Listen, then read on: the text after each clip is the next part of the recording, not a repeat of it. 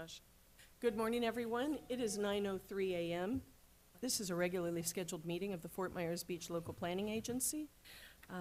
We have one member who has an excused absence, that's Jane Plummer, and another one who's requested to appear remotely, which we'll accept here in just a minute. But if you would please stand for the invocation and the Pledge of Allegiance. I pledge allegiance to the flag of the United States of America and to the republic for which it stands, one nation, under God, indivisible, with liberty and justice for all. Well, I'd just like to thank everybody for being here and welcome back to the summer, and let's have a great meeting. Thank you.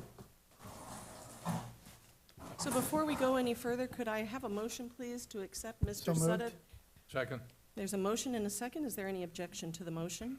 Hearing none. Don, you get to participate today, and thank you for being here. Thank you. Next item is an approval of the final agenda. Are there any corrections, deletions, any questions? If not, may I have a motion, please? So moved. Thank you, Jim. Thank you, John. There's a motion and a second. Any objection to the motion? Hearing none, the final agenda is approved as is. Now we have meeting minutes from June 10th, 2025. Any corrections or adjustments to those? So moved. Thank you. Thank you very much, Jim. Second. And the second, any objection to the motion? Hearing none, that passes unanimously as well. Next item is public comment. This public comment is for anybody who'd like to talk about something that's not a case on the agenda. Is there anybody who'd like to say anything? Okay, this is going great so far. Okay. Welcome back. Yeah. Next item is the first of our public hearings. And I'll let Nancy read her Make some comments. and then I'll read the I hope I title. don't jinx any of this. So thank you, Madam Chair. So today on your agenda, you have one rezoning, one special exception, and 5 variances. And all of these matters before you are quasi-judicial in nature. And this requires that your public hearing today comply with the procedural requirements that have been established in Florida law and in your land development code. So our proceedings today in these quasi-judicial matters, they're going to be less formal than a proceeding before a circuit court, but they're going to be a little bit more formal than the remainder of your meeting. We must follow some basic standards of due process that requires that certain notices be provided to property owners as well as others in the community, that the staff must apply the correct standards, and that your decisions are based on competent and substantial evidence that will be presented to you today either in written or through oral testimony. Your responsibility today is to evaluate the testimony and the information for each of these quasi-judicial items, and then draw a conclusion regarding whether or not the criteria that is in the Land Development Code or in state law has been satisfied. So just pure speculation or an opinion that is not based on competent facts cannot legally be considered by you in evaluating an agenda item. Testimony by professionals who are qualified as experts before you in a particular area, such as land use, planning in Fort Myers Beach, or engineering, or surveying, or others, that has been considered to be competent evidence by Florida courts, as well as testimony by neighbors and residents who have fact-based information, such as minutes, surveys, engineering reports, etc., or testimony that they make to you today based on their personal knowledge. So members of the audience, those of you who intend to speak on any of these agenda items, please keep my comments in mind. And when you come forward, please state your name clearly for the record, whether or not you have been sworn in to testify or not. I also want to remind the LPA that a unanimous decision by eligible voting members, which we do have a quorum and we do have eligible voting members, to approve a variance. Again, you have 5 variances on your agenda today. That decision will be final agency action that is only subject to a request by anyone in the community for an additional hearing or review of the matter by the town council if that request for an additional hearing is received by the town clerk within 10 days of your decision today. Thank you, and so for purposes of expediting today's hearing, before we begin any of the public hearings on these matters, we'd like to go ahead and take care of a few housekeeping items. First of all, I need to ask our town clerk whether or not the agenda items have been properly noticed pursuant to our Land Development Code and state law. Yes, they have been. Thank you. And at this time, we have 7 items on the agenda. Does anyone have a voting conflict regarding any of those 7 items? Jim? None. How about you, Doug? No, ma'am. I have none. Jim? No. No. Jim? Doug? Don? No. Thank you. Okay, Yep. so great. So we definitely have a quorum present, and we can proceed forward.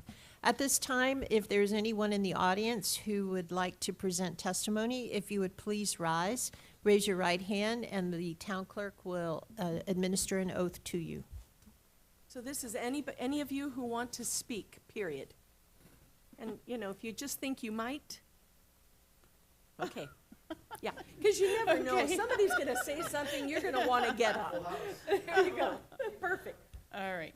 Do you solemnly swear and affirm that the testimony you're about to give is the truth, the whole truth, and nothing but the truth? Okay. Thank you all. And just a reminder, when you come to the podium to speak, mention your name and whether or not you've been sworn in. So, Madam Chair? Okay. Thank you all very much. The first case is DCI 202-50181. This is for 138-140 Delmar Avenue.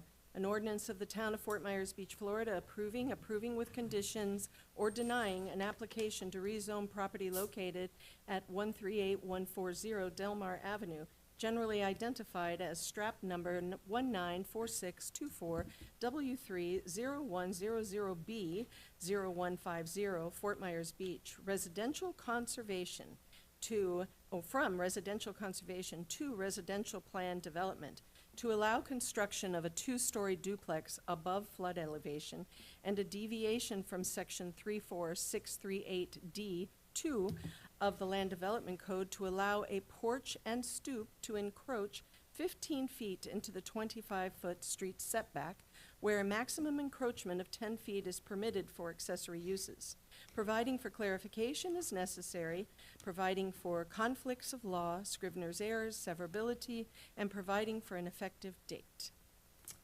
Okay, who's our staff person? You, Judith. 'Cause I saw Jason Green, but I guess he's not here. Okay, Yes, I'm going to be Any presenting. ex parte? I'm sorry? Ex parte? Yes. Oh, thank you. See, I'm still off. Ex parte, Jim? None. John? None, but I do live on Delmar currently. Okay. How about you, Doug? No, ma'am. Jim? None. I have none as well. Judith? And I Oh, have none. Don. Don, anything? No. Okay. Good morning. My name is Judith Frankel with Community Development. This Can you all hear Judith? Okay. okay, and I hope you don't mind. Usually I would stand at the podium, but No, this is better. logistic-wise, okay. Thank you. Scott and Leslie Fier, the owners of 138-140 Delmar Avenue, are requesting a rezoning from residential conservation to a residential planned development to allow for the development of a 2-family residential structure with a master concept plan and 1 deviation. While the lot would not be eligible for a multiple residential dwelling like a duplex based on the parcel size, the applicant has shown compelling evidence that there existed 2 dwelling units prior to Hurricane Ian. As per Land Development Code Section 34-32382D of the Post-Disaster Build-Back Code, a property owner wishing to exceed the square footage limitations contained within the Post-Disaster Build-Back regulations may be eligible to request additional square footage through a commercial plan development or residential plan development. The applicant is therefore applying to rezone the subject parcel to an RPD with 1 deviation to construct a 2-family home with additional square footage. The requested deviation is to allow a porch and stoop to encroach 15 feet into the required street setback, where a maximum encroachment of 10 feet is permitted. The house is set back the required 25 feet. It's just the front stairs that encroaches into that setback an additional 5 feet greater than the allowance. Staff anticipates no adverse impacts or incompatibilities resulting from this requested consideration. The subject property has supported 2 units, we believe since 1954. The property is part of an older residential neighborhood where several nearby properties appear to be non-compliant with the town's current street setback requirements. The applicant would like to maximize the buildable area and is proposing to build back a duplex, which was destroyed during Hurricane Ian, with the additional square footage. The proposed 2-family structure is compliant with all the other required street, side, and rear setbacks. Staff finds that the RPD cross it out. Staff finds that the RPD as proposed here meets the criteria set forth in section 34-85B and C and 34-216-2 of the LDC, which is specifically listed out both in the staff report and in the backup material to the ordinance. And staff recommends approval with conditions. We've listed the following 3 conditions. Typically, for an RPD, you would be required to provide a development order prior to your building permit. Because this is a simple duplex, and where a duplex would not require a DO, we are removing that as a condition and only requiring a site plan submitted at time of building permit, which would be, if not the exact master concept plan you're seeing in your packet, substantially similar to that. As well as condition 2, all state and local permits, including but not limited to right-of-way, stormwater permits must be applied to. That'll also be at time of building permit. And then 3, failure to comply with any of the above-mentioned conditions of approval for the rezoning request will render this approval null and void. The applicant is here with their designers. If you have any additional questions. This is pretty straightforward, but we have to come about it in a little bit of a roundabout way because of the requirements of the code. There were 2 units there. They can prove that there were 2 units there. In rebuilding, the homeowner desired to build those 2 units larger.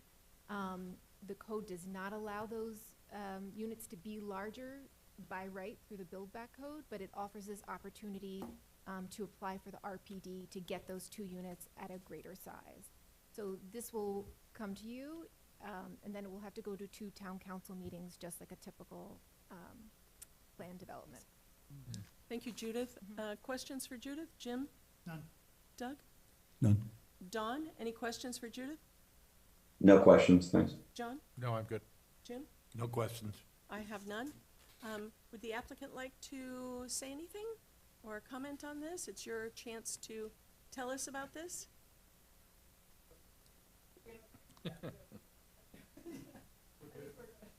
Okay, so the applicant's indicating that they have no further comments on the case.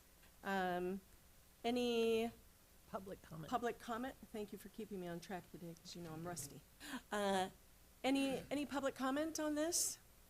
Seeing none, we'll close the public hearing. Are there any further comments or questions or discussion from the LPA? If not, may I have a motion, please? I'll move approval ordinance DCI 202-50181, consistent with staff's recommendations and with the appropriate conditions alike. Second. Second. Thank you, Jim. Thank you, Jim and Don. Thank you very much. Any discussion on the motion to approve with the conditions held within the findings and conclusions and conditions held within the staff report? Hearing none. Your vote, Jim? Aye. Don? Aye. Jim? Aye. John? Aye. Doug? Aye. Aye. Congratulations, you're on to the next phase. You're welcome. If it was all so easy. Congratulations. Thanks for building back. Yes, thank you for building back indeed. Okay, the next case is a special exception, SEZ 202-50149 for 4750 Estero Boulevard. This is a resolution of the Town Council of the Town of Fort Myers Beach, Florida, approving with conditions, or denying a special exception, SEZ 202-50149, to allow like-to-like replacement of 2 tiki huts decking, a fence, gravel driveway, and landscaping in the EC zoning district, seaward of the 1978 CCCL line, for the property located at 4750 Estero Boulevard, Fort Myers Beach, Florida, providing for Scrivener's errors, severability, and an effective date. Ex parte, anything, Jim? None. Doug? None. Don? None. John? No. Jim? None. I have none as well. Okay, staff report. Thank you, Jason. Good morning. My name is Jason Smalley. I'm the senior planner with your Planning and Zoning Department. So before you today is a special exception request for a condominium known locally as the Shores. Their request is to redevelop 2 tiki huts, the development of previously existing decking, fencing, and gravel, the end of a gravel driveway, which is, as far as we can tell, mostly used for pedestrian traffic towards the beach area. While the applicants have stated that they have evidence that the structures existed initially in 1982 with the development of the structure, staff can confirm with facing data that the structures themselves existed at least as early as 1998. We can establish that through Lee Property Appraisers' overhead aerials. So before you today is the request to rebuild those structures in those areas that were damaged. They plan to erect the two tiki huts, as well as some new fencing to further enclose the area, and they will be developing up to an existing, it's noted as a seawall, but we believe it to be a retaining wall there. One thing that staff would like to mention, staff recommends approval with conditions of this. Because we can establish that those structures did exist pre-storm. One thing I would like to note that in the staff report, one of the conditions of approval, I believe it's number 4, states that there will be no work that is to be done during turtle season. So we've talked with Chad. He understands the scope and where they intend to work. And being where they are behind the existing retaining wall, he is okay with removing that condition so that they would be allowed to work under their normal permitting. Any limitations that would be placed on them by the state or any state agencies would still carry, but we have, through discussion, we're asking that that condition be removed so that they can begin work as soon as possible. Staff is here for any questions or comments that you may have, and I believe the applicant has presence here. Thank you very much, Jason. Do we have any questions for Jason? Anyone? Well, yeah, so if I understood, you're saying the condition of approval number 4, construction shall not occur during turtle season, you're waiving that condition? That is correct. If the state or one of their jurisdictions decides that they do need that done, that will be part of their permitting, and they will limit it as such. Okay, thank you. Okay, thank you very much. Do we have the applicant here? Would you like to speak?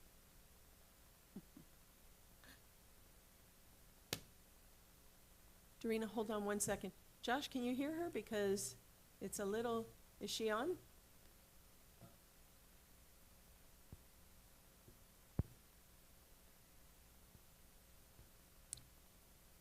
Hello? There you go. Boldly. Hi, everyone. My name is Serena Cantu. I have been sworn in this morning. I'm here representing the applicant Nancy Campbell and Brian Campbell, and we are looking for local approval for her to conduct the repairs on the property. We are in the process of getting state authorization for this as well. And I'm open to answering any comments from you guys. Thank you very much, Dorina. Any questions for the lady? None? I have one. John, go ahead. It just wasn't clear to me whether or not the fence was pre-existing, because, Yes, the fence was also pre-existing. okay, thank you. Okay, Dorina, thank you very much. No other questions. Thank you. We'll open the public comment. Anybody here to speak on behalf or in opposition to this? Seeing none, we'll close that. LPA members, any questions further for the applicant or the staff? I have just one quick one. Can I follow up on Doug's question, Jason, one more time? Indeed. He asked about the turtle stuff. So, do we have the authority to waive construction restrictions at the local level for turtle, pending the state saying it's okay, but do we matter in that regard? Well, we matter in as much as we do have local requirements, but the local requirements, in my opinion, are really just restatements of the state's limitations. So they're all subordinated to state approval anyway? That's absolutely correct. If we remove this requirement, the state would still have the option, without telling us, honestly, they could tell the applicant themselves that they would be held to those requirements. Just want to know that for future. Thanks. Thank you, Jason. Thank you, Jim. Any other discussion on this? If there isn't any, may I have a motion to approve or deny this request? Motion to approve SEZ 2025014494750 Estero Boulevard, to approve the special exception to allow like-for-like redevelopment. John, how With about, conditions. Including Second. the staff. Thank you, including the staff report with conditions, including the one that's waived for turtle season. including or excluding number 4? Excluding the condition, including the recommendation. Perfect. Is there a second for that motion? Second. Second. Okay. There's a motion and a second. Is there any discussion on the motion? Hearing none, your vote, John? Aye. Your vote, Jim? Aye. Don? Aye. Doug? Aye. Jim? Aye. Aye. The motion carries unanimously. Good job. Boy, this is great. Okay, next item is a variance request, 202-50170 for 202 Crescent Street. This is a resolution of the Fort Myers Beach Local Planning Agency approving with conditions or denying variance 202-50170, requesting 2 variances from Land Development Code Table 34-3 for the property located at 202 Crescent Street, generally referred to as strap number 194624 W40150E0090 in Fort Myers Beach, to vary 7.1 feet from a required 10-foot side setback, and to vary 15 feet from the required 25-foot water body setback, to elevate the existing single-family residence in the RM zoning district, and providing for other clarifications as necessary, providing for conflicts of law, Scrivener's errors, severability, and providing for an effective date. Any ex parte, Don? No, Don, your voice is off, but I think he's saying no. Sorry, no. No. John, anything? None. Jim? None. Doug? No. Jim? No. I'm very familiar with this property, but I don't have any, had no contact with it, so. Okay, staff. Good afternoon. Judith Frankel, Town of Fort Myers Beach, Community Development. John Richard, as represented by his agent Kara Stewart, the owner of 202 Crescent Street, is requesting a variance from the town's land development code. The subject property currently supports 5 single-family residences, out of which 3 were previously elevated to meet current flood requirements, and a 4th was recently granted an administrative variance, so they will be able to do the same. The subject single-family residence was built in 1952 and has non-conforming side setback of 2.9 feet from the south property boundary, and a water body setback of 10 feet as measured from the deck to the east property boundary. That side setback, if it had been set back at least 5 feet, they could have come for an administrative variance, but because it is less than 5 feet, they have to come before you all. So the applicant, it's 2 variances under one code section, essentially. Judith, can you go back and explain that 5-foot thing? Yeah. There's no So- discretion on your part for that, it So seems. the 5 feet is the discretion. So in order to elevate, if you want to elevate an existing home that has non-conforming setbacks, so the house is already there and you just want to raise it to meet the flood requirements, so you have a safer, more resilient home, there are minimums that you have to meet, 5 feet setback being one of those.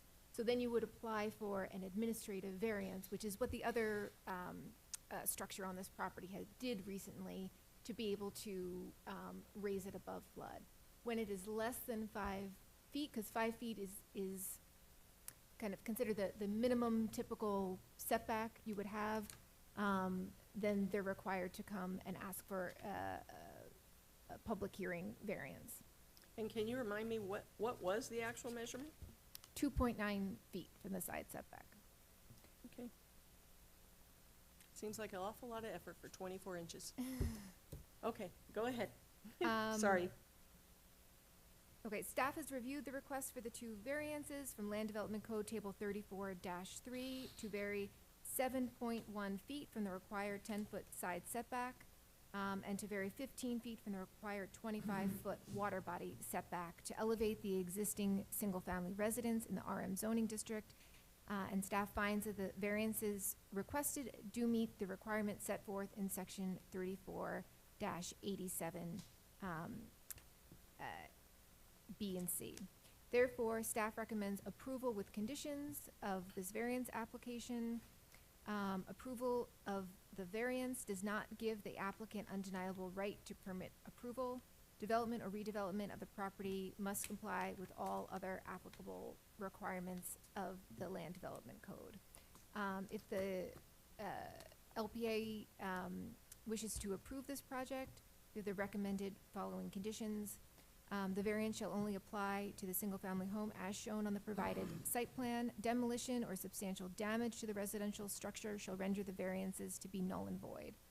The variance is limited to the subject property as a lot of record consistent with the legal description described in the application. The variance applies to the vertical addition above an existing single-family structure at the subject property only.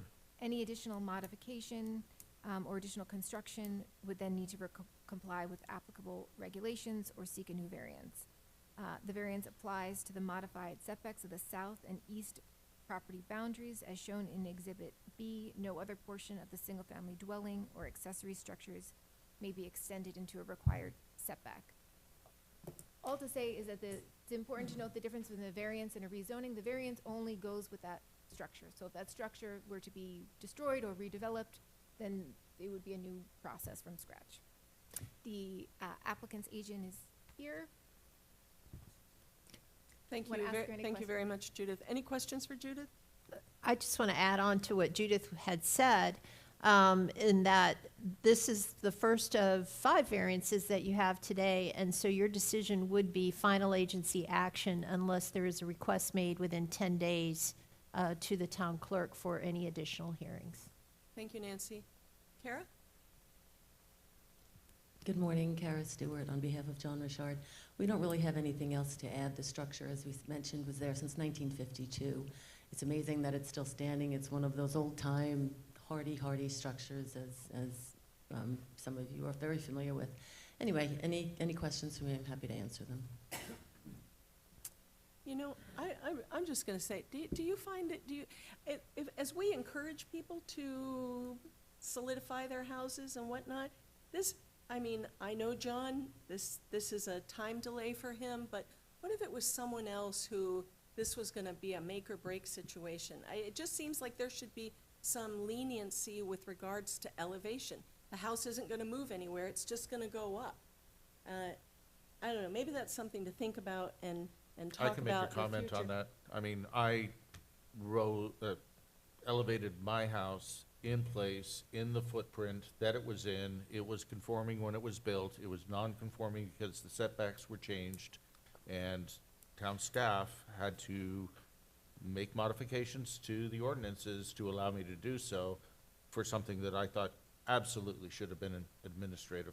Yeah. Like, absolutely. There should have been no reason for the delay. It didn't really impact my build back, but it's a step that really was unnecessary. Yeah, and it's a costly step to get here. It's a very costly step. If I can make one comment on that, I would Yes. happen to agree, because when we first were looking at it, I thought, oh, because I did the other one administratively, and then when I got into it with Judith, I'm like, no, wait a minute, I'm less than 5 feet. If I can make just the comment that an existing structure. As time has gone on, setbacks have been changing on the beach.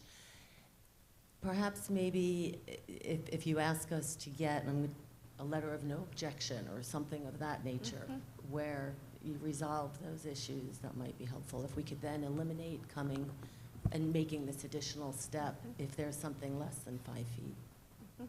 I'm going to bring this up later, because it just So I was seemed. going to ask you to do. Yep, Yep, you got it in mind. yep, okay. So, thank you very much, Carrie. Do you need to say anything else, or are you good? Any questions for Ms. Stewart? Okay, any public comment on this case in opposition or in support of? Thank you all very much. We'll close that. Any further discussion or questions for Judith or for Kara? Hearing none, may I have a motion, please, to approve or deny the request? I'll make a motion to approve variance 2025-0170 for 202 Crescent Street to elevate the existing structure in the same location with the provisions or conditions established by our staff. Support? Thank you very much. Doug and Jim, any discussion on the motion? Hearing none, your vote, Doug? Aye. Jim? Aye. Don? Aye. John? Aye. Jim? Aye. Aye. Motion carries unanimously. Thank you all very much.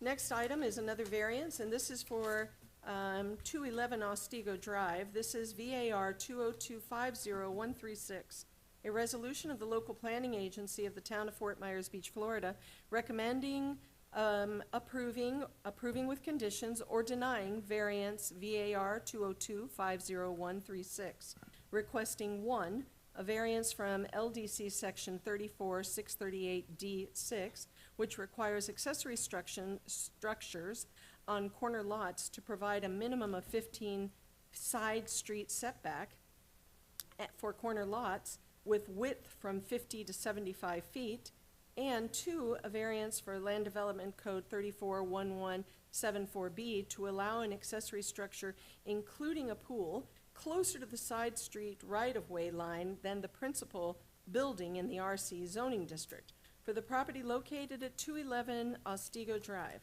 providing for clarifications as necessary, providing for conflicts of law, Scrivener's errors, severability, and providing for an effective date. Any ex parte, Don? No. How about you, John? No. Jim? None. Doug? No. Jim? None. I have none as well. Staff?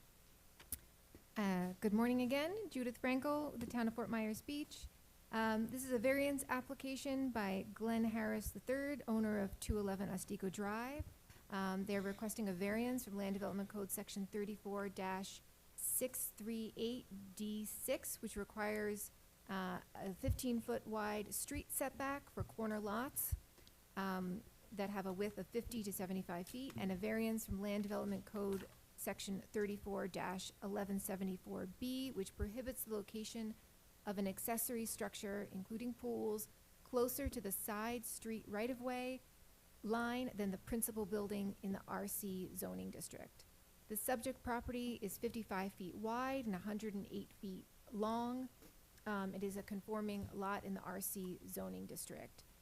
It is a corner lot. It's actually abutted on 3 sides by right-of-way, although only 2 named streets. And what they are seeking to do is to place the pool on the east side of the property, which abuts a right-of-way. That pool is in line with the neighbor's pool along Ostigo, but because theirs is it's a corner lot and it's also sort of a through lot, they need these variances to put the pool in that location. So the pool is in front of the primary structure, which is the house, and the code prohibits you putting your pool essentially in your front yard. Yep. In this case, in actuality, it is functions as their rear yard, and they're going to put a fence around it to enclose it and use it like a rear yard would. But they need a variance for that setback and also for the location of the pool, which is considered an accessory structure. Staff has reviewed these requests for variances. and found that the requests do meet the requirements set forth in section 34-87. Therefore, staff recommends approval with conditions of this application to allow for the construction of a pool with a reduced side street setback of 10.7 feet situated closer to the side street right-of-way line than the principal building. If the LPA were to approve this variance request, staff recommends the following conditions. 1, approval of this variance does not give the applicant an undeniable right to permit approval. Development or redevelopment of the property must comply with all applicable requirements of the comprehensive plan and land development code. 2, the variance shall only apply to the single-family home as shown on the provided site plan. Demolition or substantial damage to the residential structure shall render the variances to be null and void. 3, the proposed fence and hedge in the right-of-way easement along Otsego Drive is subject to approval by the town's Public Works Department. The town does not anticipate any issues with that, but their fence currently is outside of the line of sight triangle. They had to move it a little bit away from the street to make sure that there was visibility there for vehicles in the right-of-way. And there is a utility easement along there that they will need to get approval for at permitting for the fence itself. But again, we don't anticipate any issues there. I believe the applicant is here as well. Yeah. Thank you very much, Judith. Questions for Judith from the LPA? Anyone? I have one question. Go ahead, John. The condition that says if the house is substantially damaged, it impacts this variance? And I'm kind of wondering, when we've seen houses that have been completely destroyed, but the pools are still recoverable, why we would make that condition? So typically with a variance, it goes with the property. So lots of times, I mean, if the pool didn't have a variance, then the pool was existing, we would allow them to, get the proper permits to, reconstruct the pool in the same location. It's typical that the variance goes with the primary. Because it's an Structure. accessory structure, then therefore it's subject to the fence. property. Right, and you can't get a permit for an accessory structure until you have a permit or, you're Primary. building the primary structure. Okay. So you couldn't put just a pool on the property, you would have to also have a house, so they would go together. Got it, thank you. Anyone else? Okay, is the applicant, you care to say anything? I'll just stand up if you have any questions. Glenn Harris, Lair Homes, we're a builder and property owner as well. So Miss Judith explained it very well, and there's precedent on the street. I think 7 of the 8 other homes on the street are doing exactly what we have, so we just want to do the same. So, thank you. Thank you, sir. Hold on one second. Let's see if anybody have any questions for the gentleman? Okay, thank you very much. Thank you. Appreciate you being here. We'll open the public comment. Is there anybody who'd wish to say anything in favor or opposed to the project? Seeing none, we'll close the public comment. Any further questions for staff or the applicant? Hearing none, would somebody like to make a motion?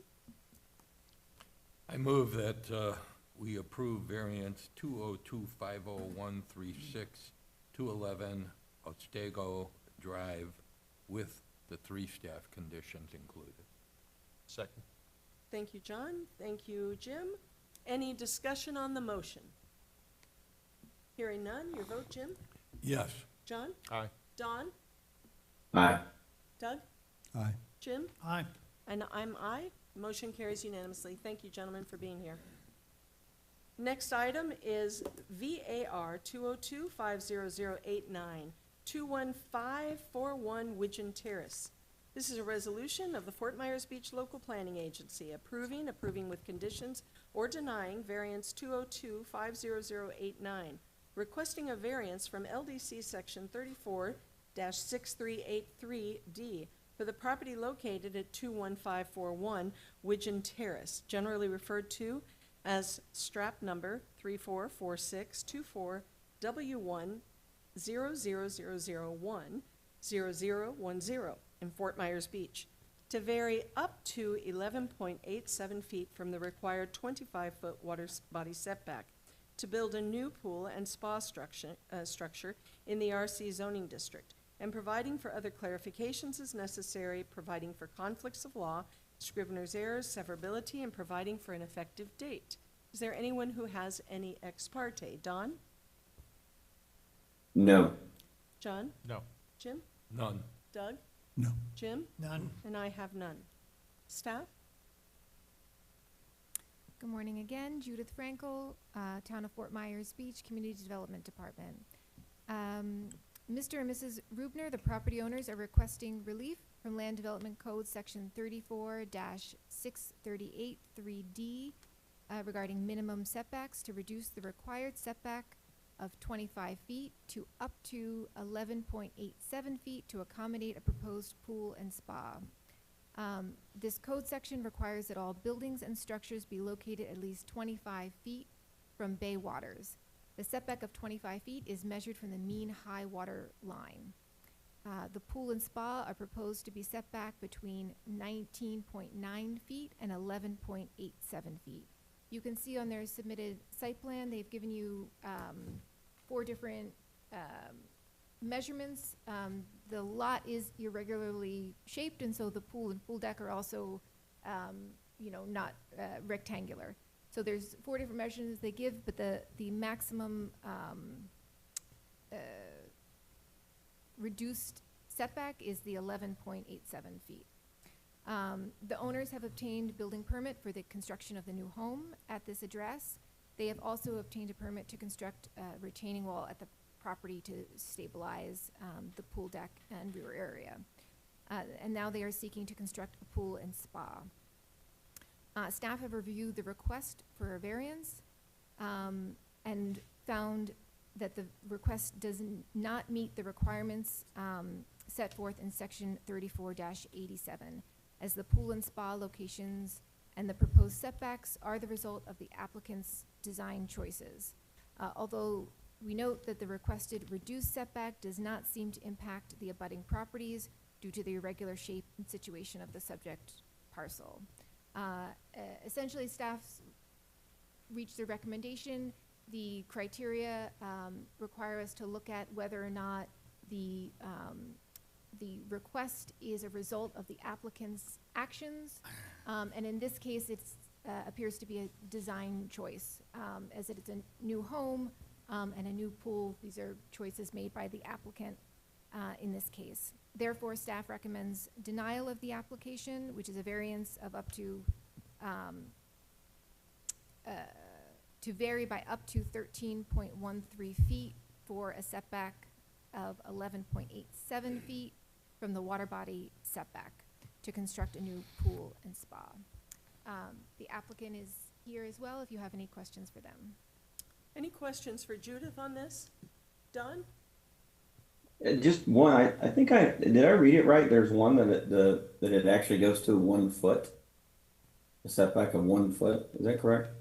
That's Looked the like on amount. their diagram. Yeah, on their diagram, what they're showing that's the amount they're varying by. It's actually going to be a okay. setback where it says proposed, it's 20, the setback in that location is 23.91 feet, which varies by 1.09 feet from the required 25 Gotcha, setback. sorry, Yeah. okay, thank you. That So, was confusing.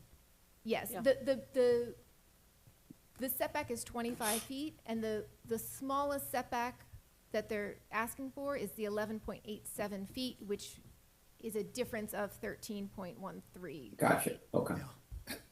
Other Thanks, Dan. questions? Thank you, Don. Other questions for Judith? I have a question. The setback as measured is to the pool itself or the spa as opposed to the decking? Correct. And I guess I'm confused by that because I had to get a variance, and not a variance, I had to pull my decking back 5 feet in order to meet setbacks of an accessory structure, and it was the deck from the rear of my house, so I'm, Was it pool decking or elevated decking? John, to your, yes, the decking that we had reviewed on your house was elevated decking that was attached to the home. In this case, if the decking is less than 4 feet above grade, it is allowed to go essentially to the property lines, provided that they give us all of the proper swaling. I believe I read somewhere in here this, not to parse it too finely, but I thought this is a 5-foot elevated deck. So at final grading, they'll have to show that they have 4 feet of stem wall exposure or less. So if their stem wall on their structural plan shows 5 feet, that means at inspection, they're gonna have to make sure that they've They can regraded backfill. at least, backfill exactly, at least 1 foot to provide final elevations of 4 feet or less. And that's why we have the experts. That's it. Any other questions for staff? Yes, our drainage calculations and then overall lot coverage dealt with at construction time, or, because it looks like there's substantial coverage on this lot. Yes, so actually, I neglected to read into the conditions, but that is condition number 2. Property owner must ensure that they adhere to the neighborhood flooding ordinance, which is section 6-14 for drainage and 67% maximum impervious requirements. The building coverage is only for the primary structure, or if you have an accessory structure, but not the pool deck. So that the house can be no more than 40% of the lot area, but the impervious surface, so that would be the pool, the deck, the driveway, and the house, and anything else, is a maximum of 67%. So when they come for permitting, they will have to show that on their drainage plan. So that's number 2. If I could read the other 2 conditions into the. Please. So one was approval of the variances does not give the applicant an undeniable right to permit approval. Development of the property must comply with all applicable requirements of the comprehensive plan and the land development code in effect at the time of permit approval. 3, the variance shall only apply to the pool and spa as shown on the site plan provided. Demolition or substantial damage of the structure shall render the variance to be null and void. It's the same as the previous. Thank you, Judith. Further questions for staff? Thank you very much. Is the applicant here? Would you guys like to say anything?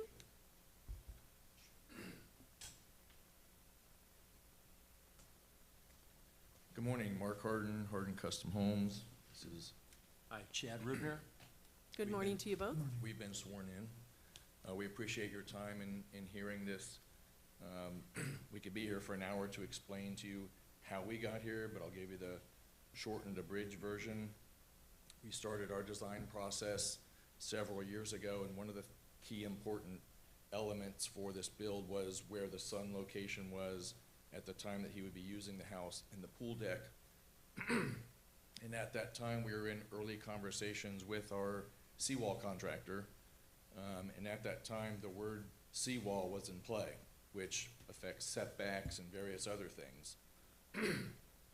Late last year or early this year, we had a meeting with the folks at the building department when the project went from seawall to retaining wall, which changed everything for us. So we had an initial meeting, and I have to say, we build in 14 different municipalities at least. This is my starts manager. She handles everything for us.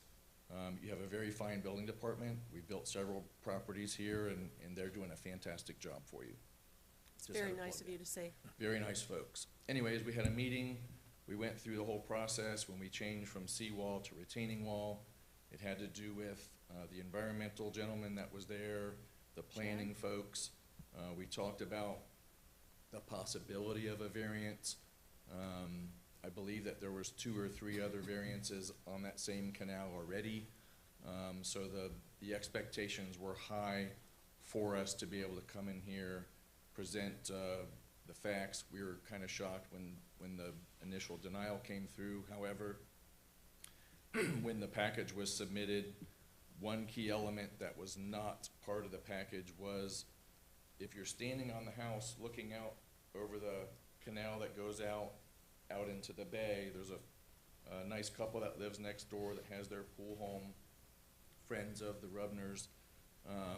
They have 0 objection, and we actually added a letter to the packet. It just came in too late, so you're probably not seeing that.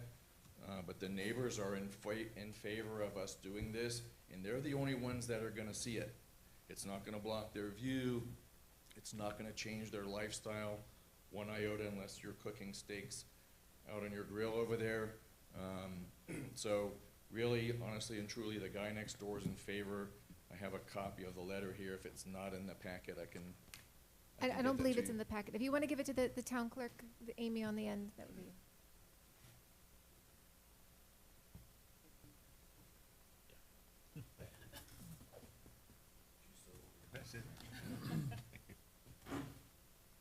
Anyway, so we're here to answer any questions that you may have, but the variance itself, if you look at the design, and I know it's hard to see on the paperwork that's provided to you, but there's such a small portion of the pool that I designed comes around the house. The majority of the pool is in the back, it's conforming. It's when it turns the corner and gets narrow, it just doesn't get narrow enough. And it's, the one corner sticks out because the canal comes around the corner and kind of cuts it off. So we're only asking for the variance, it's that one smaller section over there, and then it has the pool deck next to it where the chickee hut is for the grill and all those other things. With regards to the coverage, our site work engineer will provide the appropriate calculations on there. We are in compliance, and he'll make sure of that when we submit the application with the site plan to make sure that we have the proper coverages for that. Thank you. Sure. So it's been quite a process. You know, we bought our lot, I think, back in, right during COVID, and so it's been very lengthy. But you know, the part of the draw to this lot essentially was where we could put our pool. And of course, growing up in the Midwest, you know, we don't get quite the same sun, and wanted to be able to make sure that we had a lot that we would be able to get some sun on it. And so that's how we came up with the pool design, because of how the sun comes through. So it was really important, and just the selection of this lot was really being able to do this pool and be able to put it into a place that made sense. So I just wanted to share that, you know, and so if you have any questions, be happy to answer the best of my ability. Mr. Rubner, could you just say your name for the record, just so it's on there? Sure, it's Chad Rubner. Thank you so much. You bet. Any questions for the gentleman? Question for the builder, please. Sure. First of all, thank you for doing business on the island. Appreciate your interest and Sure. quality work. I want to make sure I understood your comments regarding the distinction between the understanding of building a seawall and ultimately building a retaining wall. In your mind, did that change, encouraged evidently by our competent people, cause you to create a variance that wouldn't have been there if it was a seawall? That's my understanding. Okay, that's all I wanted to hear. Thanks. Is that your understanding as well, Judith? Say that again? The change that was encouraged by our environmental people to redesignate the work they were doing along the canal or the bay from a seawall, as they attempted to represent it, to a retaining wall, as they were encouraged to, triggered the need for the variance. Well, I guess I would have to confer with environmental on that. You know, they would not be allowed to put in a seawall. The code does not permit that. They can only, the retaining wall is their only option. The code does allow you to measure, though, that setback from outside of the seawall to that mean high water line. So the pool is actually much closer to that deck edge than you might think at other properties, because they're measuring further out beyond that retaining wall. Yeah, I'm more interested in the description designation, and maybe Madam Chairman may want to take this one up later too, but you say they wouldn't be allowed to have a seawall. So Yeah. we don't approve seawalls? Therefore, They would, I mean, we'd have to get the. I see seawalls being So there's a built all the difference, time. there's a difference between a seawall and a retaining wall, right? Oh, so. The retaining wall is permitted, and that's what they have a permit for, and that's what they're doing now. It has to do with how it's constructed. And they're doing that essentially to secure the site and make sure it's, you know, usable for, you know, many, many years to come. The code prefers a natural slope into the waterway, like mangroves or natural. So a seawall would not be permitted. I'm not sure whether they would be able to get a variance for the Well, that's seawall, okay, I don't want to take but- you down the rabbit trail. Okay. Madam Chair, I'm only asking because your premise earlier today, this is a lot of work again. Yep. For a description and designation, that may be in time and money. Yep. But it doesn't ultimately influence how I feel about supporting it, but it is something for us to look at administratively. Yep. So it doesn't trigger this kind of body's work and therefore the downstream effects for everybody. So I'll leave it with that. Thanks, Jim. But this definition actually goes to the heart of whether there's Totally. a hardship or not. Totally. So I think it's important for us to understand Thank you. why we can't have a seawall and why it has to be a retaining wall. So, And why a company, I guess, told them that it was going to be a seawall when they initiated it, if in fact there could never have been a seawall. There you are, Jim. So, two things, I just conferred with Jason, who can probably explain this better.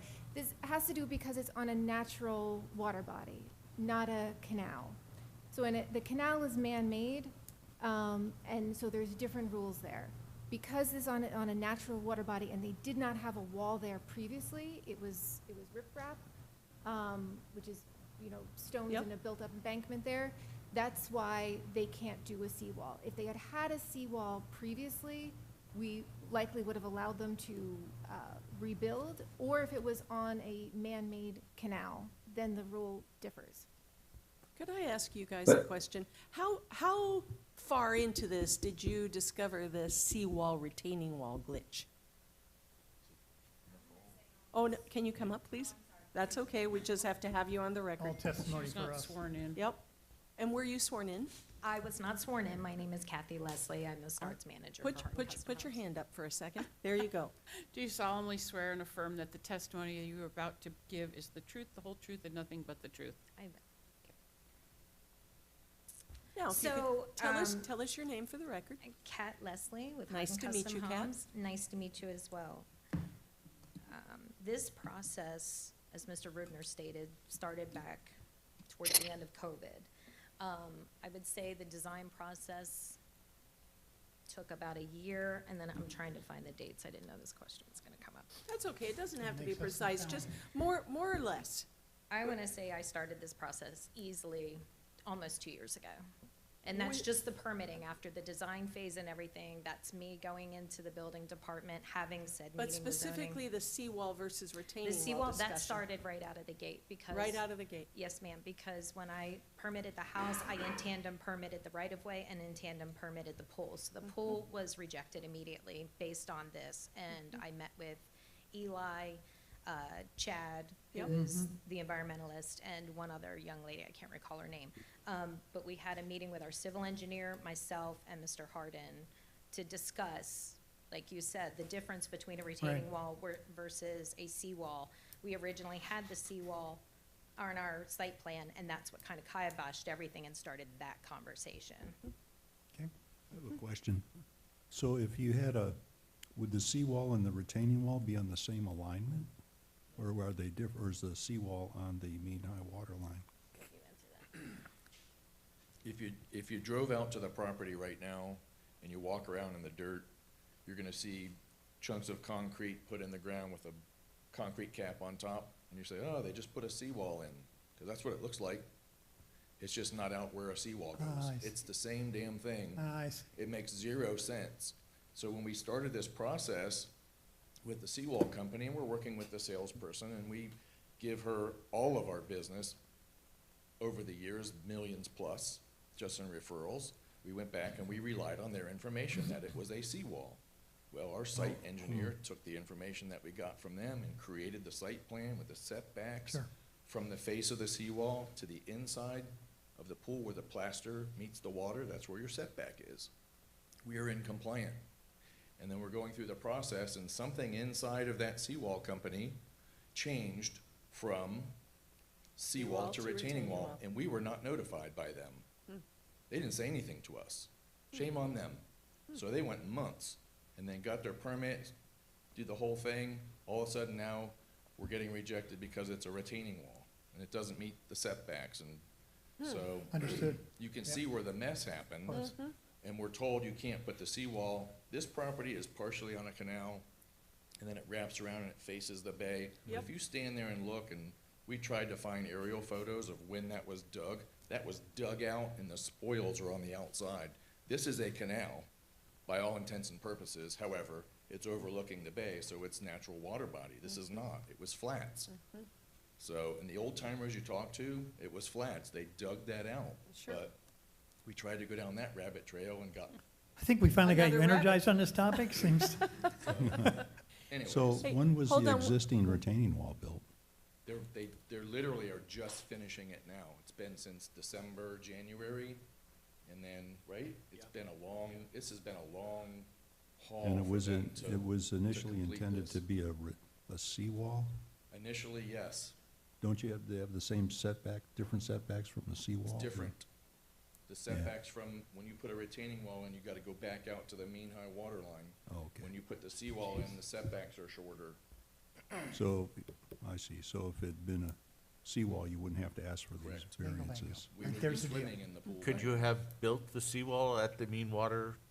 They wouldn't let us, Okay, because that's there what I wasn't thought. one there before. This is a virgin lot, and Got there it. was nothing there before. Don, you had a question before. Do you still have it? No, I think I got it. I mean, I'm very familiar with this lot. I actually looked at it when you guys bought it, but so yeah, it was just natural before, and yeah, it's unfortunate, but you look at the design here, it's a seawall. I mean, I understand we're calling it a retaining wall, but Exactly what it is. Yeah. there's tiebacks and everything else that you don't Okay. always have on a retaining wall. We're learning more. Was your question answered? Yes. Okay. Any other questions for the applicant? Anything else you feel compelled to put on the record? The only thing that I would like to add, Come back- actually, come back, is Kat, that- thank you. Is that it was in the denial from the county, it was recognized that there were no hindrances, no environmental impacts, no nothing. So this is just a matter of land development code versus Absolutely. our property. Thank you very much. Thanks. We appreciate you being here. Thank you. Okay. Any further is there anyone here who wishes to testify in support of or opposed to the project? Seeing none, we close the public comment. Any further questions for the staff or the applicant? Hearing none. I'll make a motion, Madam Thank Chair. you, Jim. Move approval of VAR 202-50089, 21541 Bogeton Terrace Resolution, and add the conditions that staff has recommended, should we recommend approval for this. Is Second. there, there's a second, so there's a motion and a second for the project. Is there any discussion on the motion? I was initially supportive of the staff position, but after hearing the testimony that the hardship really wasn't created by the applicant, it was created by the process, maybe an engineer and a seawall company, so I'm going to support this. I agree completely, and could I just ask the question, so it's on the record, that the seawall and the retaining wall function the same, serve the same purpose? I am In not this an case, I think the answer is yes. I'm not an engineer. Largely, the difference that I've come across is just how embedded the panels are. The seawall, even having tiebacks and dead men, generally is developed much less deep than an actual seawall panel would be. Now, what's the reason that became a point of contention in the code? I couldn't say. I wasn't here when that was written. But that may be a discussion about whether those limitations are still relevant, and I would encourage that discussion along with Yes. environmental staff. Thank you very much, Jason. Okay, there's a motion and a discussion. Anything else for anyone? Well, I'd just like to make a point, though, that on natural bodies, i.e. the bay, there may be a good reason why we would want riprap and natural as opposed to building seawalls at that water line. I'd just like to make that point because while as Jim and you, Madam Chair, I was originally very much questioning whether or not this should be allowed. I think that based on what I've heard, I'm 100% in support of it, but I'm not sure that we throw the baby out with the bathwater on Yep. this. Yep. That's all. Agreed. I have a- Agreed. It's just being consistent in my mind. Obviously, you go down to Naples Bay, they've got riprap the entire way, and 30 miles an hour down the canals and all that. It's a different approach, and I don't think we've aligned it that way. Yep. But I don't think the applicants ought to be punished for our Agreed. confusion in that regard. Agreed. I have a question for staff. So, what is the setback from the seawall? For a engineered pool, Yeah, if on seawalls, you'd be talking about a 5-foot minimum 5 foot, setback along. 5-foot setback. And then it would be 25 feet to a natural water body, so a mean high water line, which is what you would measure against in instances of riprap. So it's still 25 feet. Well, it's just a matter of where your measurement point begins. That's right, So on a standard canal lot, Doug, it would be 5 feet. that's right. 5 feet, okay. Right. Okay, there is a motion to approve and a second. Any other discussion? Hearing none, your vote, Jim? Aye. Don? Aye. John? Aye. Jim? Aye. Doug? Aye.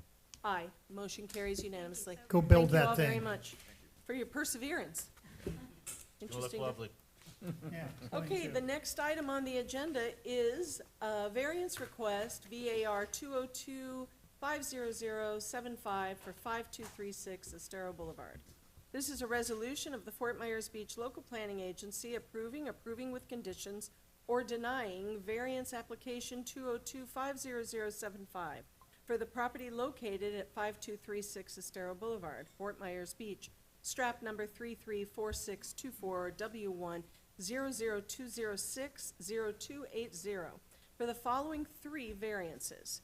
1, a variance of 5 feet to allow a front setback of 20 feet where 25 feet is required. 2, a variance of 15.4% building coverage to allow 55.4% building coverage where 40% is allowed. 3, a variance of 6.3% impervious surface area to allow 73.3% impervious surface where 67% is the maximum allowed for a single-family home, providing for other clarifications as necessary, providing for conflicts of law, Scrivener's errors, severability, and providing for an effective date. Any ex parte? Don? Don? He's in a little box now. Sorry, I was on mute. No, no ex parte. How about you, John? No. Jim? No. Doug? No, ma'am.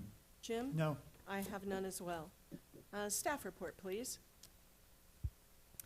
The applicant, Zellu LLC, representing with the Abdari residents and their agent, the neighborhood company, requests relief from the 3 variances, which just went over in the ordinance title.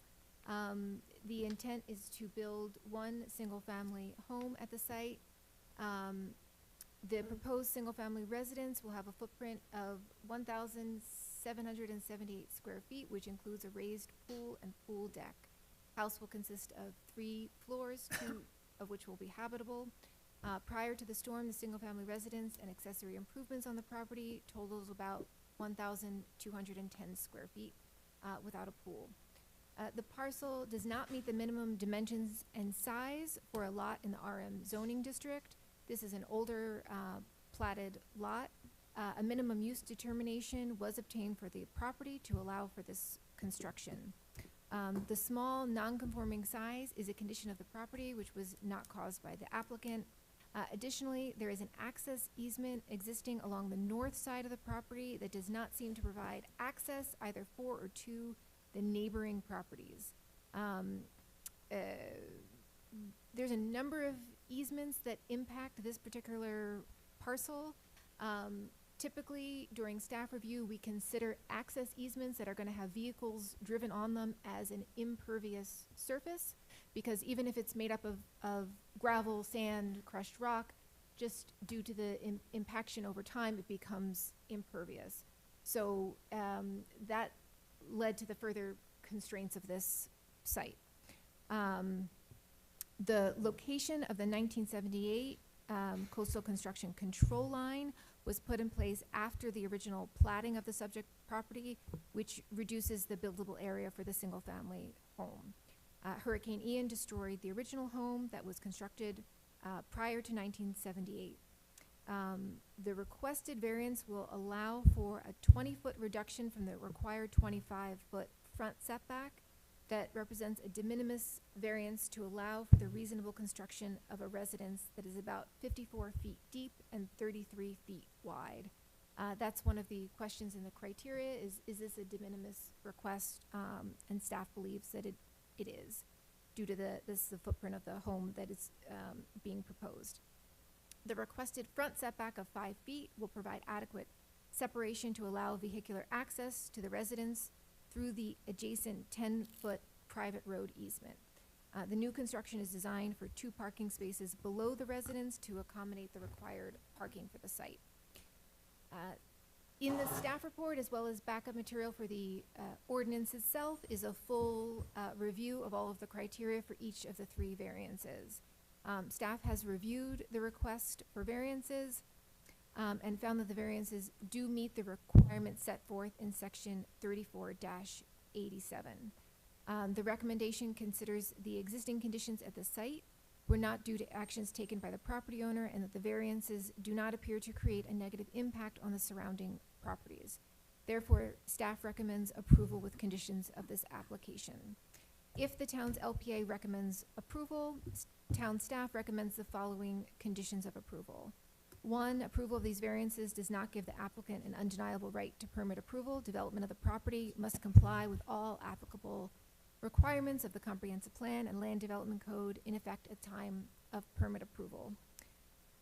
2, the property owner must ensure that they adhere to the portion of the neighborhood flooding ordinance, land development code section 6-14, that requires the property to be able to maintain 1.6 inches of rainfall on site. This will be reviewed at permitting. This is added specifically because of variance number 3 in the request. As we talked about earlier, the maximum impervious surface permitted at a lot is 67%. And so the other 33% is intended to be open with landscaping. And that is to accommodate rainwater, stormwaters. Because of the constraints at this site, they are not allowed to, count the area seaward of the coastal construction control line as part of that pervious surface, even though it is sand and will be pervious. They cannot count that per our code. And additionally, they have that easement that does not seem to be actually going to be used as access to a neighboring property. And we discussed potentially them seeking to remove that easement at some point in the future, but we would have to count that additionally as an impervious surface. So staff found their request, for variance 3, reasonable request, but we're still asking them to comply with the intent of that neighborhood flooding ordinance.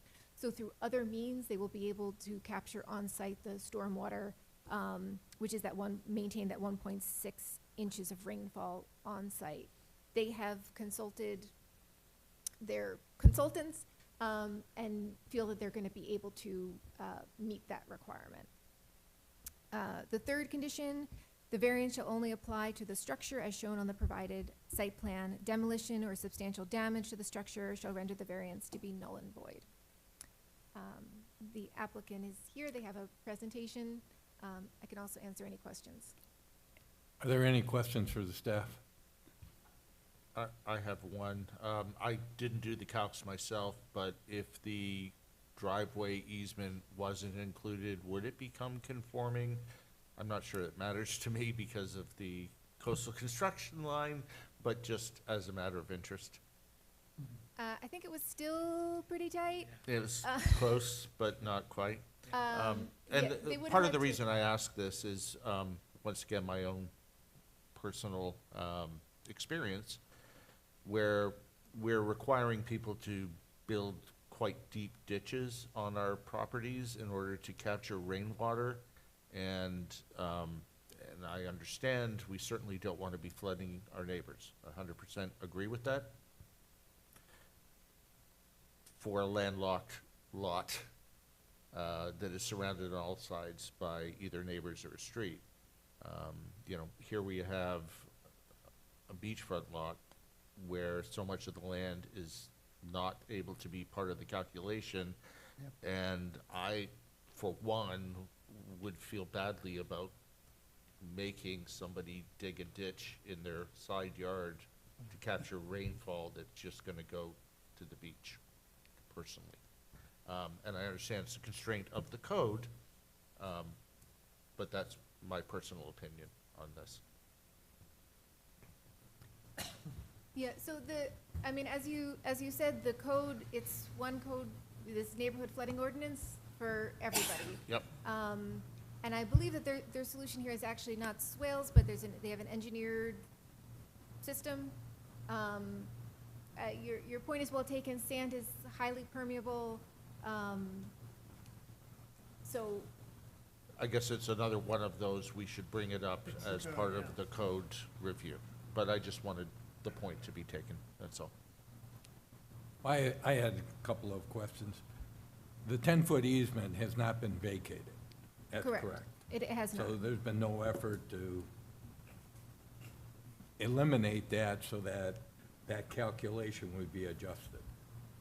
Right. My understanding is that's probably a lengthy process, and I don't know how many property owners would have to sign off on that, because generally an easement, you know, there's a variety of property owners who have a right to No, that. I understand Yeah. there's a process, but it hasn't been taken care. Now, the building coverage, the maximum is 40%, is that correct? Yes. And they're asking for a deviation to go to 55.4%.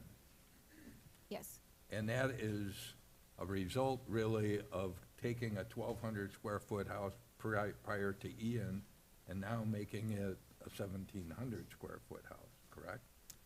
Yes, it is, the house is bigger, I mean, and now it's gonna be, I believe it was 1 story, and now it's gonna be 2 stories above flood, so a 3-story house.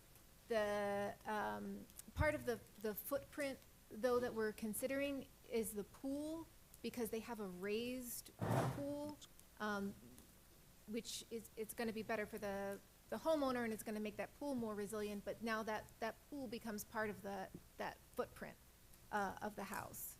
At ground level, it would not have been. Correct. That's right. The drainage, was there a statement there that they didn't want to do drainage calculations because of the cost before they got the approval? No, I mean, they don't have to submit that drainage plan now. They will have to submit it at permitting, but I believe the applicant has reached out to their designers and is confident that they're going to be able to meet that requirement. And on a Gulf-fronted lot, does the stormwater go towards the body of water, or does it go towards the street? Well, I guess it would depend on if there's a slope there. I'm not sure what the grading there. I mean, there's an easement, but there's not a true right-of-way. On a right-of-way, you know, like if you're on Estero Boulevard, there's a crown, and then there's, you know, it slopes down slightly to either side. But this is not a proper right-of-way, so I imagine that doesn't exist. I mean, usually with these access easements, it's sandy or gravel or some kind of crushed shell. If it's maintained, it depends. So they're probably, it depends on the slope of the property. But right there, beachfront, it's, without seeing a soil report, it's probably pretty sandy. And any kind of open sand is gonna be highly permeable. That's just the nature of the material. But I can't tell you exactly which way the property slopes. I mean, I can guess, but I don't have a, you know, grading elevation. Okay, thank you. Are we on the staff or the? We, Patrick? we were on staff too. Okay, Patrick's Applicant's just not. anxious. Excuse me. Yes. Did we do ex parte? I don't know, Jim was in charge. Big area. Don, do you have ex parte on this case? No. How about you, John? I don't, but I'm very familiar with the property because I used to live on Avenida Pescador, and that was kind of where our access was. How about you, Jim? None. Doug? No, ma'am. Jim? None. I have none as well. Okay, any other questions for the staff? Patrick? Okay. Good morning. My name is Patrick Vanass. I am a certified planner with the Neighborhood Company. Before we get any further, I will preempt any of your questions and tell you how I feel. Attaboy.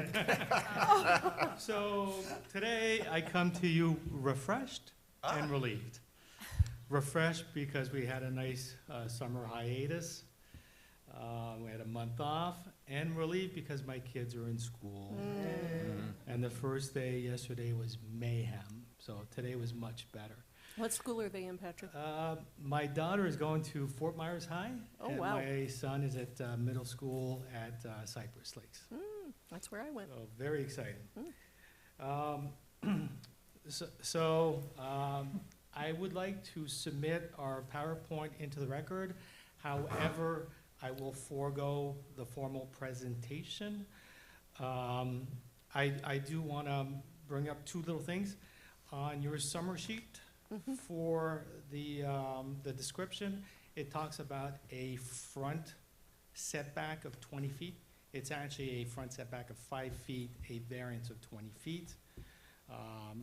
I think in the rest of the report and staff's analysis, they do identify that correctly, but the summary is incorrect.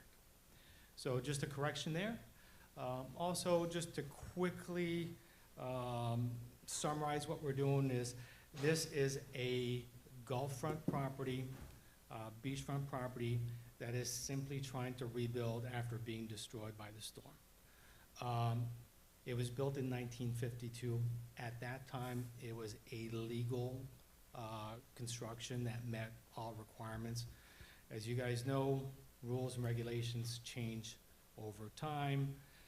And if it wasn't for those changes, we wouldn't be here today asking for these variances. However, with the 1978 Coastal Construction Control Line, our lot, which is a 1/4 of an acre, is cut in about half. And then when it comes to the calculations for lot coverage and pervious impervious, we can only use half the lot for our calculations.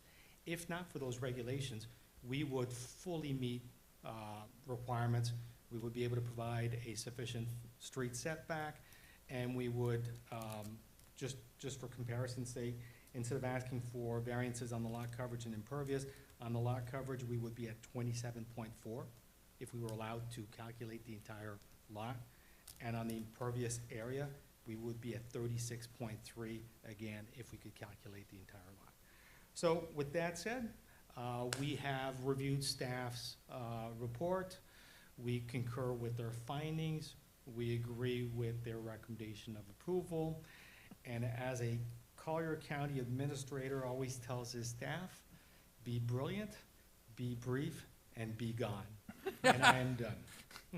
Patrick, could you address Jim's question about the stormwater? We have had an engineer look at it. They feel confident from a design standpoint they will meet all requirements. However, if it wasn't for strictly having to meet the code, we would have ample pervious area, and more, about half the property is sand. And as staff mentioned, that's very permeable. But we will meet requirements. The engineer has looked at it.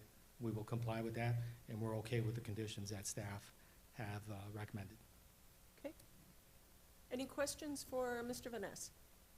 Patrick, why did you add 131 extra pages to our packet?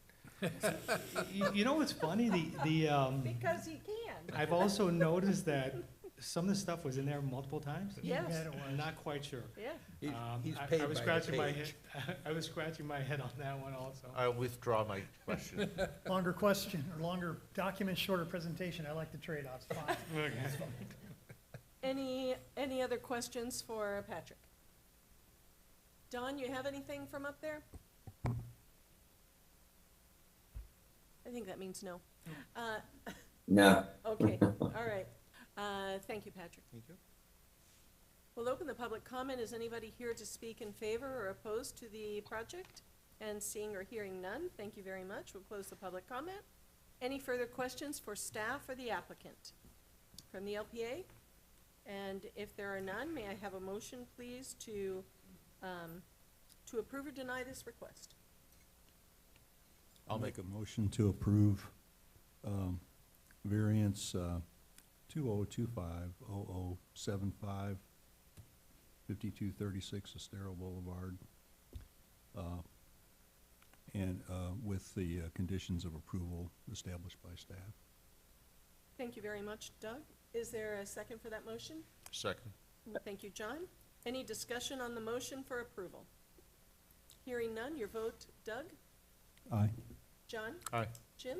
Aye. Don? Aye. Jim?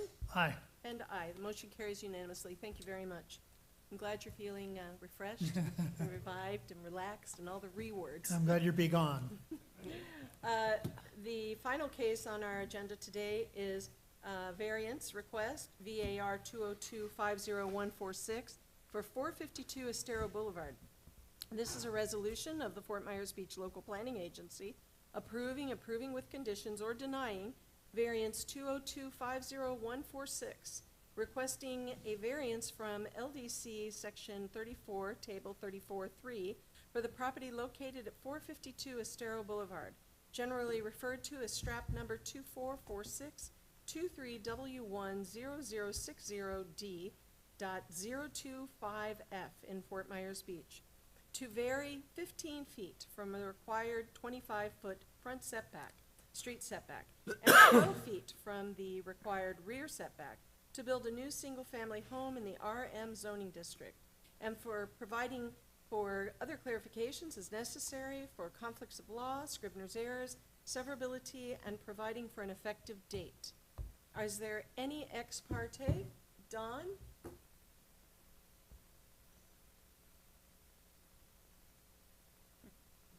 Sorry, I keep forgetting whether I'm on or off mute. No, no ex parte. Okay, how about you, John? No. Jim? None. Jim? None. Doug? None. And I have none. Let's have the staff report, please. Thank you, Judith. Judith Frankel, Town of Fort Myers Beach, Community Development.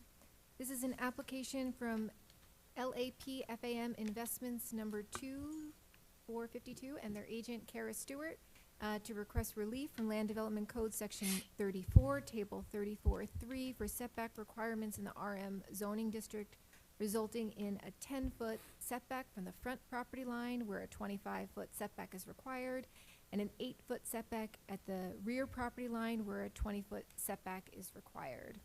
The property owner is seeking to construct a new 3-story home on a non-conforming lot.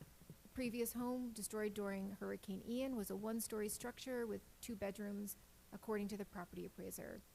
The footprint of the proposed structure is larger than the previous home by approximately 318 square feet. A portion of the increase is to accommodate the access stairs and elevator to the habitable levels above flood.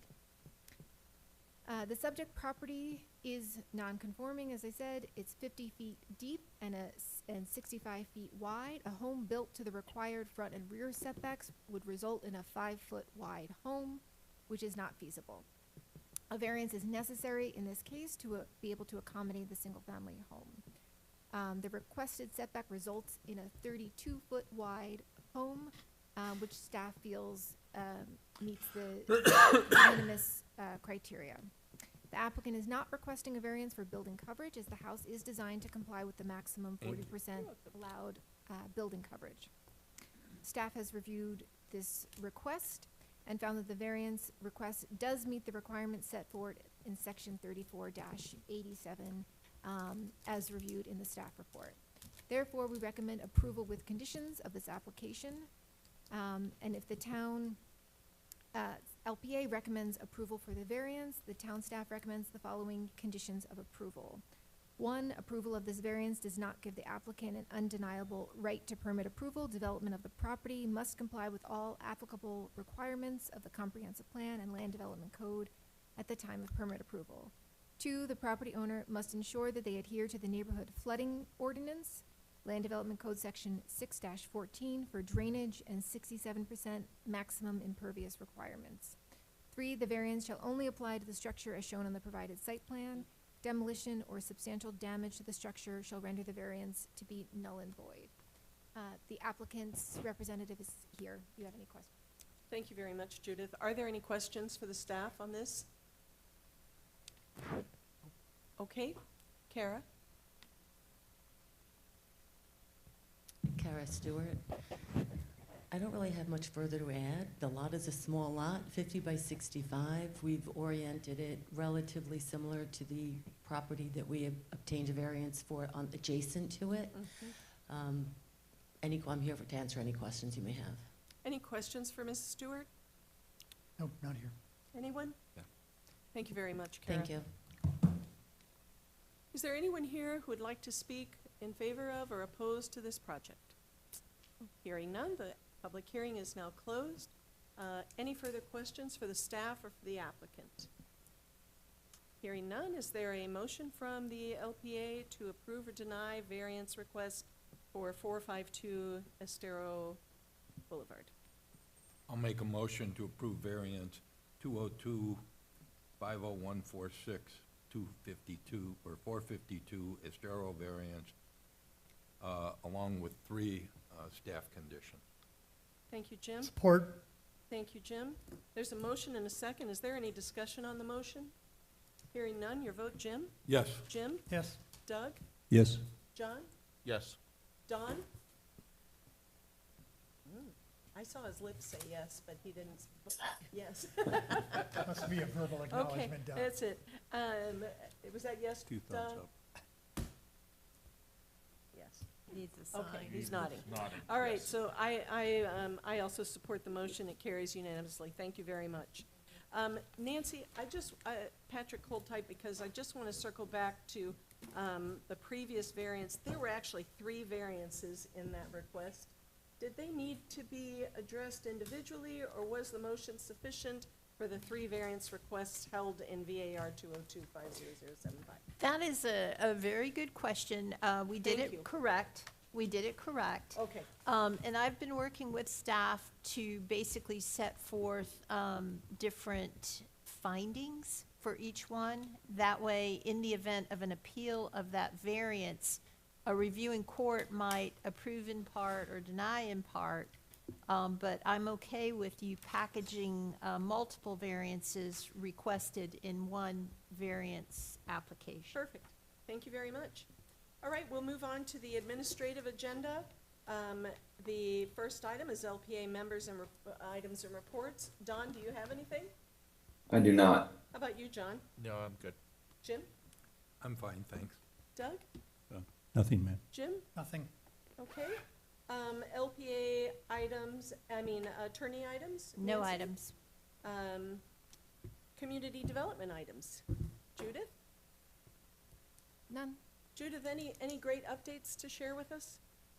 On 7-Elevens or anything? Preview of what's to come next month? meeting?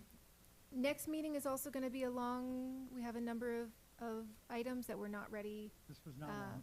this month. Well, in terms of number of applications, there's going to be, and some of them, next month, they're going to be more lengthy in presentation. Mhm.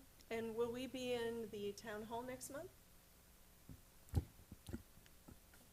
Amy? Clerk? Possibly, but probably not. Possibly, but probably not. We're Okay. shooting for the first meeting to be held there on September 11th, and yours is just a couple days prior to that, so What's that exact date? September longer. 9th, I believe. 9th. Thank you. Yeah, Okay, we'll let you know. all right, thank you very much. Anybody have anything for next month's agenda that they'd like to put in agenda management? Judith, I think we heard today several times this seawall versus retaining wall discussion, I think should be had in some form. So just give that some thought. And, you know, we also brought up, before our break, we brought up the whole development agreement conversation. I don't know when we can have a discussion on that, but that would be helpful. So maybe there's a work session somewhere in our future with these cleanup discussions. So, Jason Green with Access is working on the update rewrite of the land development code. Great. And they have done some outreach listening sessions. If you would like to schedule him or his staff to come and do a session just with you all, I think that would be appropriate. I would. Would anybody else? Well, I think it would be beneficial. Yes, it would be very beneficial. And if you had, like, because I can collect some of these, but if there are other specific items that you have in your mind that you want to add, so we can put those on the agenda so they can be prepared to specifically talk about seawall versus retaining wall can be one of them. How would Neighborhood it be flooding best to get you ordinance. that, for us to individually email you, or If that's okay with Amy, or you want to email Amy. Amy? Either way. Public Okay. record either way. Okay, Yeah, Very and good. I'll work with them and try to, September is going to be a longer meeting. I don't know whether we want it to be a separate meeting or Oh, to yeah. be able to I tack it think on. it should be a separate meeting. Yeah. Okay. Yes. And Jim? along those lines, Madam Chair, it's maybe in 15 ways illegal or unacceptable, but I think about staff's administrative capabilities and where their criteria for taking that action ends, and then it goes to us. So in many elected bodies, as you know, there's a category for consent agenda where the debate is not the joy in it, if you will. It's getting it on the official docket and getting it approved. So I'm wondering if some similar category for the LPA can be created during our work session conversation, where we have a category we can put these kind of items in without all the energy, effort, time, money, et cetera, you know what I'm getting at. We could deal with those in quick dispatch up front, unless there's objections, the same criteria we use for approving unanimous and other things. So we can ask the attorney maybe to brief us on our capabilities, adding some more streamline within our context of meeting, the streamline approval process without the full presentations. Maybe that's something we can look at. Okay, so Nancy, think on that one. I will. Okay, Can I add one more thing just based on? yes, the, please. The first item we had this morning with the RPD, the applicant was a little bit, they were frustrated, right? Because they had a duplex before, they could prove they had a duplex before. Staff agreed it makes sense, they're rebuilding from scratch. They want a more sizable home. We don't have the ability to approve that.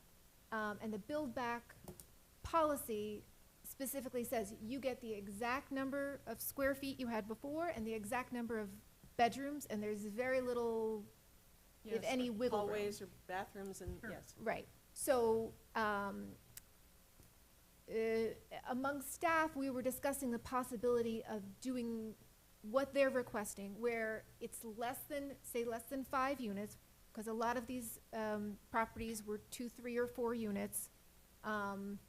Allowing them, maybe special exception is the right way to go, so you just have LPA and 1 town council instead of having to do a full ordinance and go to 2 town councils. But something along those lines. So I would suggest adding that as a discussion point. So the build back policy in general, or just specifically to that type of a case? Well, maybe both. But Okay. this conversation we had with those folks, Yep. we've had with other people. So I just I wanted to think let you. that's a great idea. Because I don't know if you remember 1011 3rd Street, that was a similar situation. And to make them, because an RPD is a rezoning for just one Yes. small Yep. lot. It's cumbersome.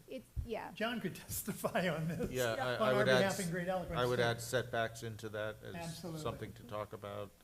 I think, one of the things we talked about were the inclusion maybe of, in the impervious calculations, the ability to include full lot for things that are on beachfront, for example. I mean, some of these things just don't seem to make sense to me, you know? Well, they especially don't make sense from 1995 to 2025 after a, Yeah. after a catastrophe. Yeah, no, so- there's no blame being thrown here. Yep. I'm just saying I know we have an effort to clean these things up, and I think these are some of the things we Yep, we yep. could fix. Okay, so add that to the list, Judith. Jason, anything you want to add? Okay. All right, so it is now 10:43 a.m. Move for Is there- adjournment. Thank you very much. You bet. Second. Without objection, we stand adjourned at 10:43 a.m. Wow. You like Thank that?